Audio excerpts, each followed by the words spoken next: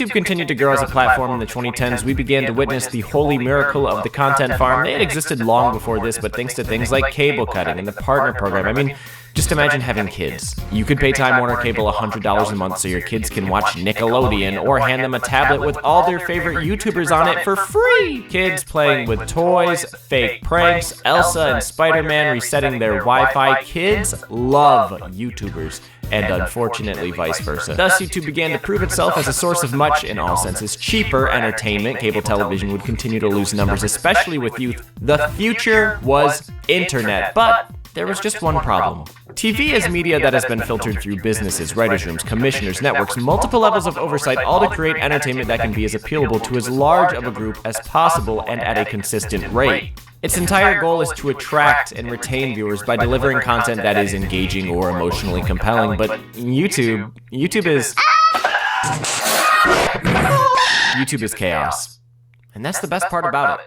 Before the website was an algorithm-driven industry, it was just a community that kinda existed on its own terms. Money and jobs could happen, but they were distant. There was no grind. The word influencer was an illness with an accent. Uploading something meant you did it to do it, probably because you liked doing it and for minimal outside reasons. The joy of YouTube in a pre-2010 world was that it all felt intrinsic, and I know it was, because how the fuck else would YouTube poops have come into existence? Time to really explode!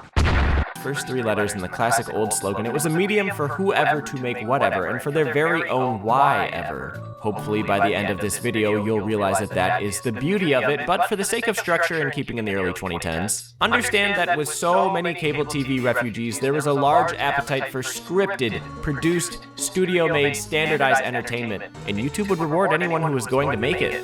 And saddle up, partner, cause they fucking made it. From this point to now, we saw the platform transform in all sorts of ways, where the most popular videos in the first few years of YouTube were just everyday life, webcam rants, home sketch comedy. Videos were made by real people of varying opinions and degrees of skill. If they weren't interesting, they were at least cool insights into the raw ways of life other people experience. Today, those same videos are no longer made, and if they are, you can find them buried under a homepage of trending, recommended, and search results of things you didn't search for. It all feels very... So, you know what I believe? I believe that the industry now is just, there's just too much being fake, bro. A lot of the authenticity is gone. I do truly believe that there's some people out there who can still be able to make content for the people, by the people. Because everything else is just going to be controlled by the maybe top organizations and stuff like that, you know? It's the same situation with like businesses. Like, how can you have like businesses where stuff like McDonald's and like the owner, the CEO, sorry, not the owner, because it might not be an owner. An owner and a CEO are two separate things. The CEO took a bite of it, and it was a tiny bite. That is so good. So that's just everything, bro. It's just, things are just too fake. So what happens when you combine the rapidly expanding YouTube audience hungry for manufactured content reminiscent of their expensive cable-based forefathers with the 2010 social media rise of the listicle? Welcome to WatchMojo.com, and today we're counting down our picks for the top 10 deaths in movies. You get base, duh. If this were a puff piece, I would say WatchMojo was genius. Fuck it, I'll still say they're genius. I agree, because it was just simple. You were just supposed to plan it through. Let's do a top 10 or something. It'll make people want to watch the video through and through, because you want to hear, what's happening from number 10 to number 1, which is going to keep the attention span for someone to watch the video from start to finish. Bro, masterpiece. I would say WatchMojo was genius. Fuck it, I'll still say they're genius for commodifying and oversaturating something as basic as numeric opinion expression, even though that's why I hate... We'll get to that. But I mean, the internet at this point had created the perfect conditions for something like this to happen. Digital primordial soup, and this is the company that crawls out of it. For the first 6 years after launching, WatchMojo did pretty much nothing. They just sat there burning money, or whatever they do in Montreal, I guess, make potholes for fun. You can find videos about basically anything on their YouTube channel, recipes, fashion, gaming, travel. It's the very same company we know today dipping their fingers everywhere, but just with this aimless EI feel, like something that would be on TV at an urgent care. They even had top 10s in this period, but they did not look like the WatchMojo top 10s that would arrive shortly after. Number 3 is Zelda. Now, Zelda. Do I have to say so much more? I mean, come on. Who doesn't remember women By the end of 2011, early 2012, WatchMojo had an idea. Less effort. They didn't need top 10s with a personality on camera in an EB Games. What are they trying to get on G4? They just needed some non-original footage, a voiceover, maybe a music track. Just choose any random topic. This was amazing. I would have said, yes, let's keep that method. Keep a likable face on camera and just do your top 10, bro. Just be natural, say your top 10 and just continue, bro.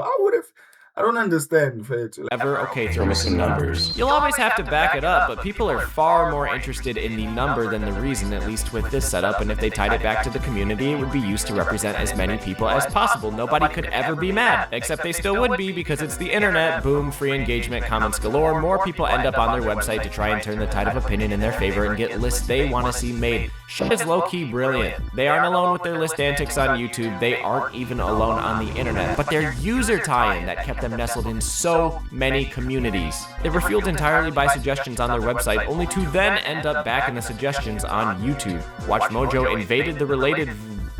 Nope. It's kind of like rabies, man. Like, the minute you see a WatchMojo video in your suggested videos, say hi to my grandma for me. You cannot ask a person how they found WatchMojo because they didn't. WatchMojo found them. Whether you were watching makeup tutorials or...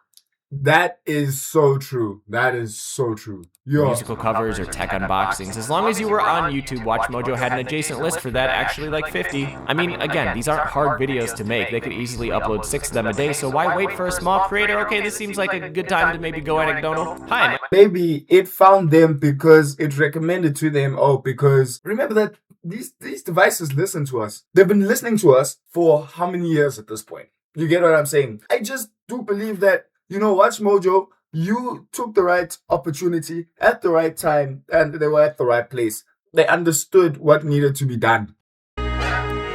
So the first list is a top 10 regular, and then they found more and hit us with another top 10. Nothing wrong with that. The top 20 is like a combined list, just those first 2 videos mashed together with a few dialogue changes, you know, enhanced port, HD plus deluxe type shit.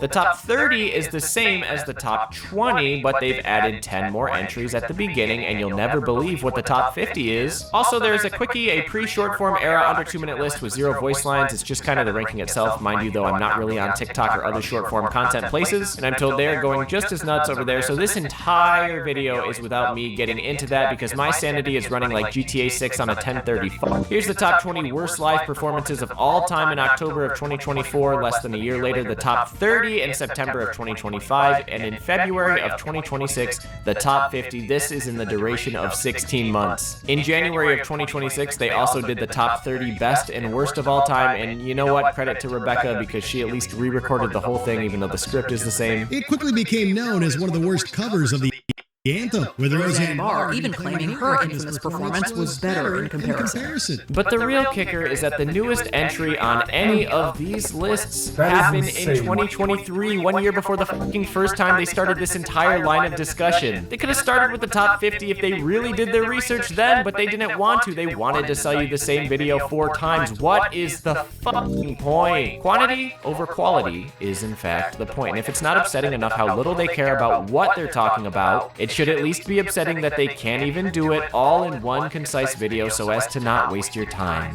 I'm sure down the line they'll have a top 100. No, it makes sense. It's gonna trick the viewer to make it feel like they're gonna be listening to something new. Gonna give them the click-through rate, and then they're gonna give them the total watch time to find that, oh, wait a minute, they'll realize maybe halfway into the video that this is the same thing that I watched the other time. Like what? And you probably won't pay attention because maybe the voice actors just changed. Like he's saying, the sound now it's a woman from a male. You get what I'm saying? Ridiculous. Absolutely.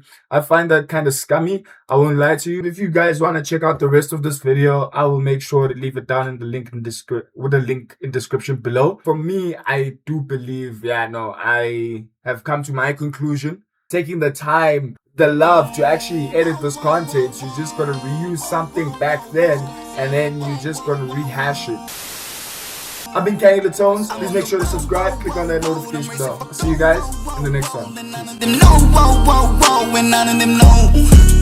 I'm pressing the flow, I'm ready to go, I'm running the road, I'm running the road.